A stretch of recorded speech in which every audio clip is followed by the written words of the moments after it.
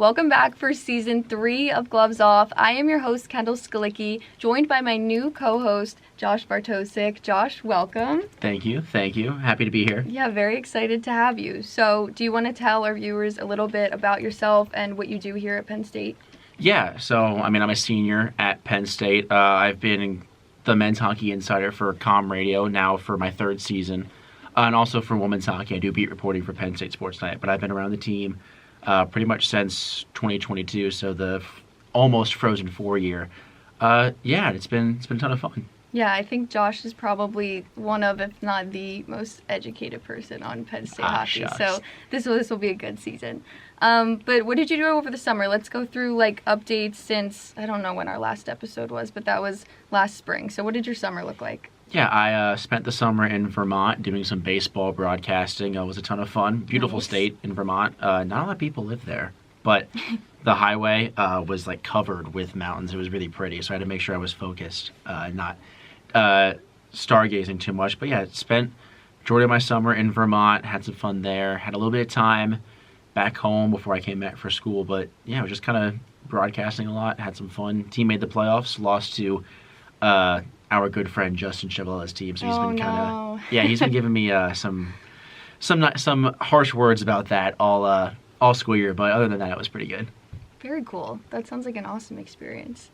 I was actually with the Philadelphia Flyers, which was a dream come true. I got to do, or I guess the highlight of my summer was doing interviews at development camp. So, but that's where all their prospects come and play for a week. And that was really cool because I feel like at that age and in that stage in their career, they're so excited, nervous, humble. When you go to interview people, sometimes they don't always want to talk to you. But these kids were just so happy to be there that it was a really cool experience. And getting to witness everything going on with them was cool as well. But yeah, that was my summer. Yeah, I saw when I got the notification from the Philadelphia Flyers on my Twitter notification, I was like, oh my God, I know that person. And me and my roommate Anthony Desher, we were talking about it for 20 minutes about how cool it was to see you out there. I mean, you killed it. So yeah, thank you. I was so excited because at first they were just like, oh, we'll let you do these interviews, see what you can do. Maybe you can put them on your reel. I think they didn't really know how I was going to be. And then after I did it, they really liked them, so they ended up posting them, and that was so exciting. My dad was freaking out. He was like, this is the coolest thing ever. I'm sure. And then I kept getting random texts from my parents' friends. I was like, can you please stop sending this to everybody you know? Oh, you have to. You have to. Yeah. So anyway, that was summer. Now let's get into the team. I guess we'll start recapping last season. So we're looking at 15 and 18 and 3.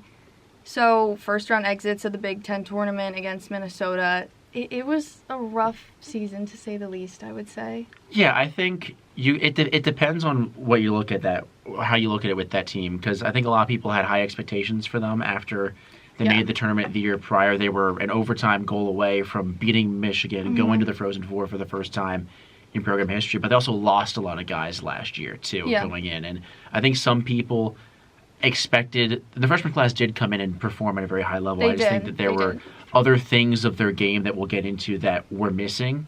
It was disappointing, but I think frustrating might be the best word to say, because there were glimpses of really, really great stuff. They beat Michigan on the road for the first time. I was going to say inconsistency was huge for this team, because it was we would get a huge win out of nowhere, and then it was 4 losses straight. So you opened the season, they split AIC, they split Alaska Anchorage, teams that we've even heard guys like Reese Lawback say they were teams that they probably should have beaten.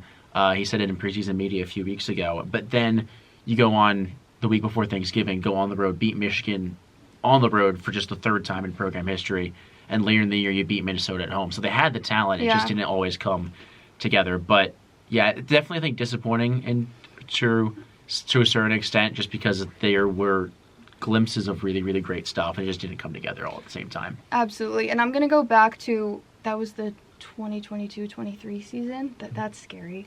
But yeah, I want to go back to that. Long time ago now. Yeah. Because watching that season, this is a new program. I don't think anyone expected a lot out of them this soon.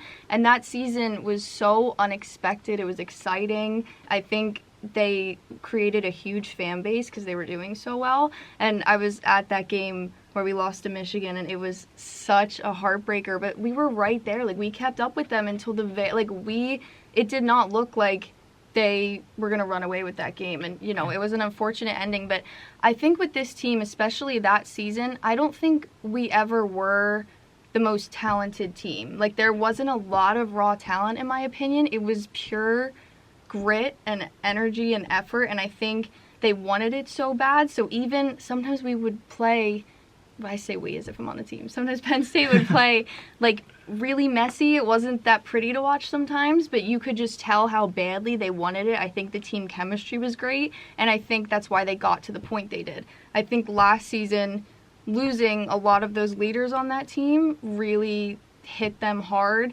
I think, as you said, the freshman line that came in, Reese and Aiden Fink specifically, were unbelievable, and I think they kept this team afloat for a lot of the time. But this season, I think the mental toughness just wasn't there as much. And obviously we're outsiders looking in, but watching them play, it just felt like that grit wasn't there. And we would go down 1-0, and it felt like they gave up on the game. And that was like my biggest thing all season, that I was like, where did that mentality go, that now you go down by 1 or 2 and you let them run with the game? And I think the schedule shows that, because we either won tight games or we were losing 0-6.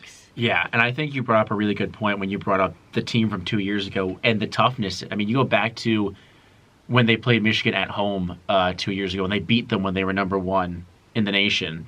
3-0 in game 1, utter domination, and it was the physicality that really, they were hounding them. They took a team that had so much talent on that team, Luke Hughes, all those guys that ended up being, you know, top 5 draft picks or first-round draft picks on Michigan, and they just bullied them. And that was the kind of style of play that Guy Gadowski likes. He talks about Penn State toughness all the time, being Penn State tough. That's the way that they have to play. And then the day after that, they were down 3-0 early in that game, and it looked like it was, you know, going to be a runaway game for Michigan.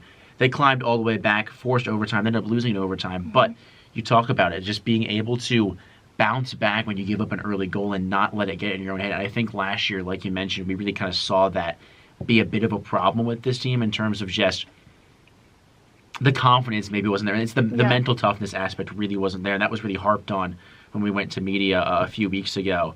Guy Gadowski just always talking about Penn State tough. He said it's not just physicality, it's the mental aspect too. And I think the team recognizes that going into this year. There was a lot of talk as a whole about mental toughness from everybody.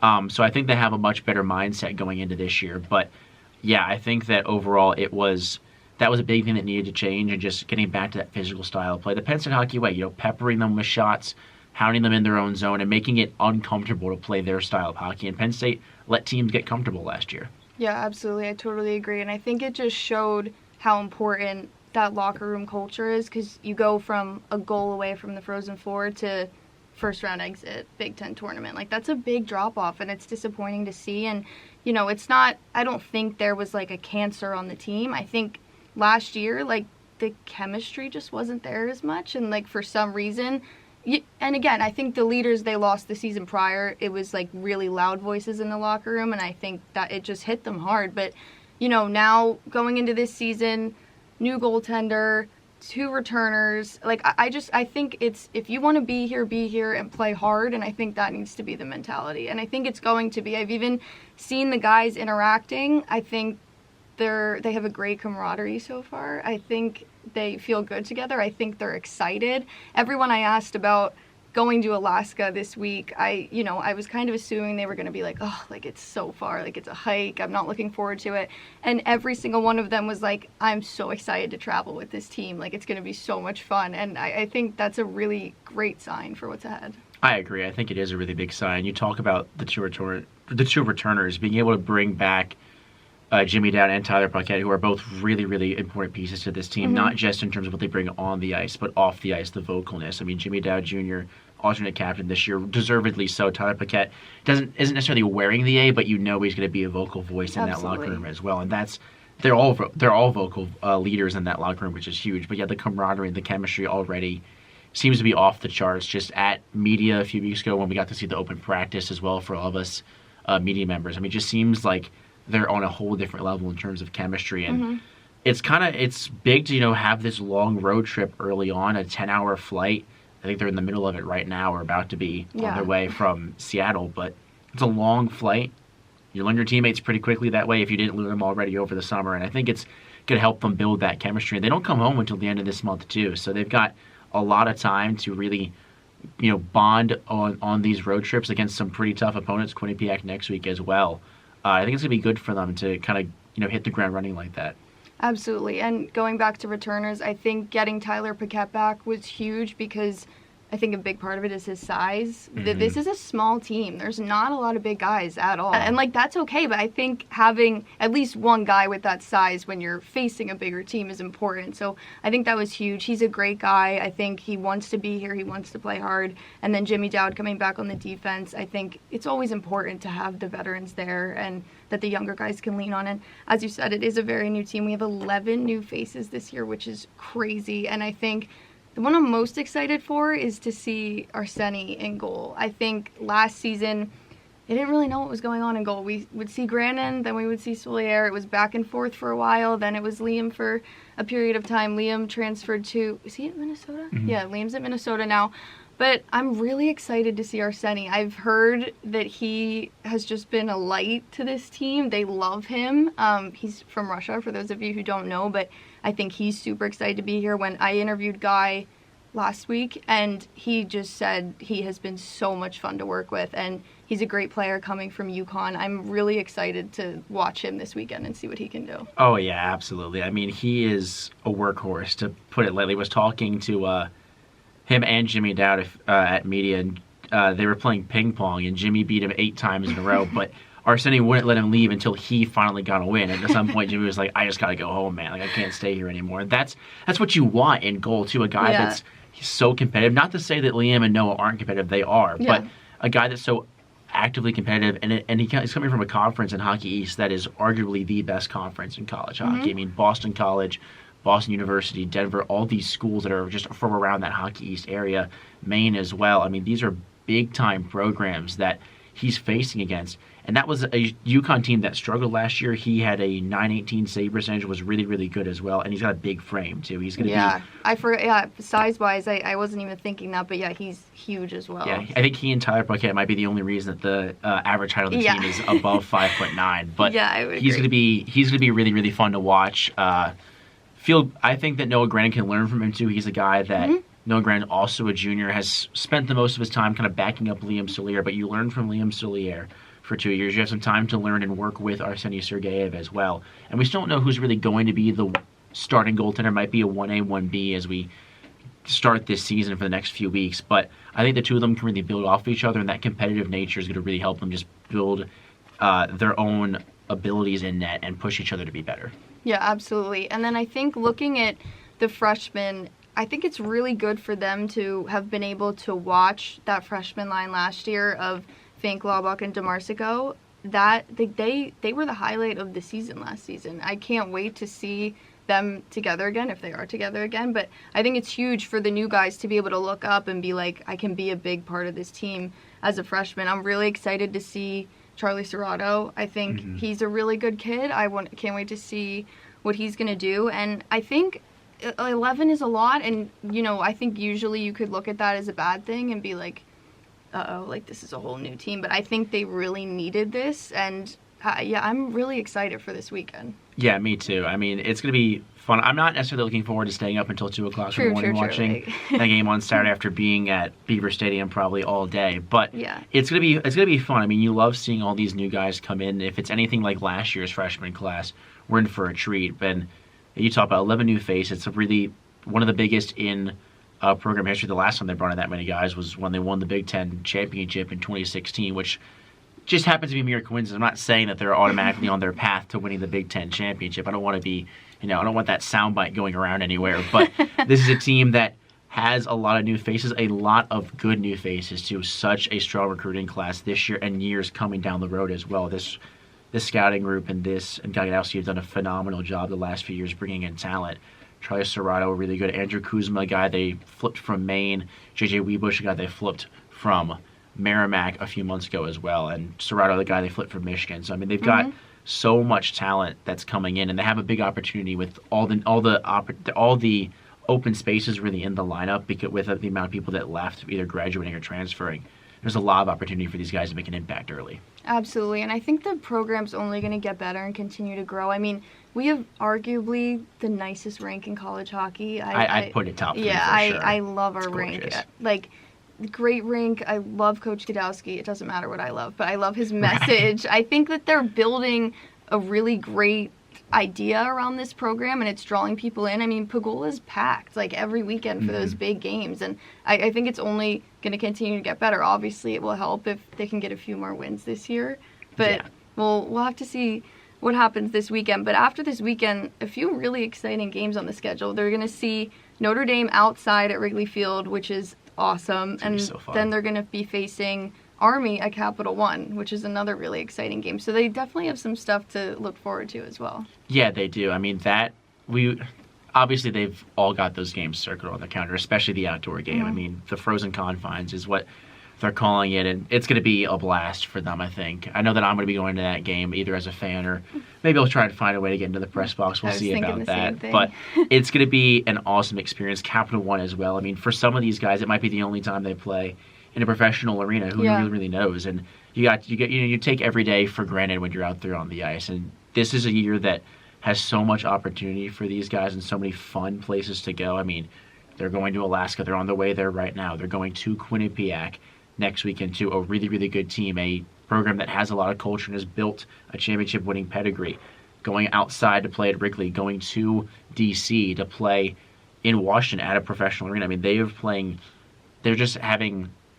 I'm a little bit jealous of how much fun they're going to be having this year with the amount of things and the amount of opportunities they're getting to go places. But I mean, I think they're going to have a lot of fun with it. I think regardless of what happens with this season, I know that those two games at Wrigley and at Capital One are easily going to be highlights for this team, win or lose. Yeah, I think so too. And then I see under that we have written down 3-week stretch for Minnesota, Wisconsin, Michigan. That's really tough, and that worries me a little bit if we're going to look back at the mental toughness aspect. But as I said, I think this year is going to be different, and it's also hockey. Like, you can go out there and an unranked team can blow you out on a weird night where you're just not connecting and it's not going well. Like, this is a sport where anything can happen. I mean, we see it all the time with these back-to-back games. Like, one team blows you out Friday night, you get blown out Saturday night. That's why I love college hockey so much. Yeah. But yeah, I just can't wait to see what they can do. I can't wait to see Aiden Fink again. I think they have to make the most of him this season because you never know how much longer he's going to be in college hockey. There's a high possibility that Nashville wants to bring him up at some point. Now, Nashville's kind of in a spot right now where I don't think they necessarily think they need Aiden Fink at this moment. They made a lot of big moves in the offseason to kind of make like an all-in push. But I think that Aiden Fink, just a sophomore year, I think next year, we'll have to see obviously, but junior year would be one where you might have to start getting a little bit worried about if he'll go to the pros. But again, if he has a really, really big year this year, and I think he will with just how well he played last year, could be someone to watch out for, along with Reese Lawback as well. He was a draft pick for the Sharks. But yeah, that stretch of Minnesota, Wisconsin, Michigan, that's how they open up Big Ten play this year too.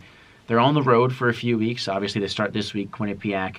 They play St. Lawrence at home, and then they hit the ground running in Big Ten play. Kind of unusual that we're seeing it, not the way that we've normally seen them make their schedule before in terms of starting conference play so early, like the first weekend in November for Penn State.